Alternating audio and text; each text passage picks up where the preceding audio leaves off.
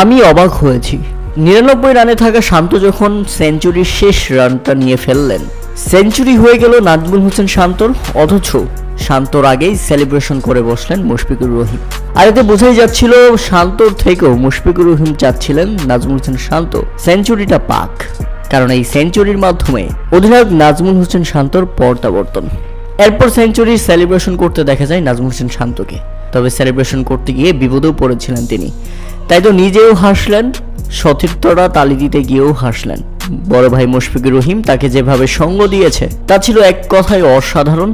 মুশফিকুর রহিম সত্যি নাজমুল হোসেন শান্তকে আগলে রেখেছেন মাঠের খেলায়।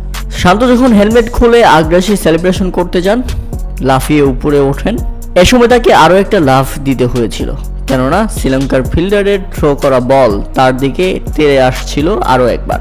তাই তো বলটাকে তিনি লাফিয়ে নিজেকে সেভ করেন। আর এরপর হাসতে হাসতে শেষ তিনি নিজেও। সেলিব্রেশন করবেন নাকি হাসি থামাবেন সেটা তিনি বুঝতে পারছিলেন না। তবে যাই হোক, দুর্দান্ত সেঞ্চুরির মাধ্যমে নাজমুল হোসেন শান্ত তুলে ফেললেন নিজের টেস্ট ক্যারিয়ারের 6ষ্ঠ সেঞ্চুরি। আর আন্তর্জাতিক ক্যারিয়ারে এটা তার 9ম সেঞ্চুরি। আর এই সেঞ্চুরির মাধ্যমে বাংলাদেশ চালকের আসনে পৌঁছে গেছে, কেননা টপ অর্ডাররা ব্যর্থ ছিল। আর মিডল অর্ডার মিস্টার ডিপেন্ডেবলকে সঙ্গে নিয়ে নাজমুল হোসেন শান্ত বাংলাদেশকে যেভাবে চালকের আসনে বসিয়ে দিয়েছেন, পরপর 2টা সেশন কোনো উইকেট না মিলিয়ে দিয়ে যেভাবে 200 রানের পার্টনারশিপ গড়েছেন, সেটা ছিল এক কথায় অসাধারণ।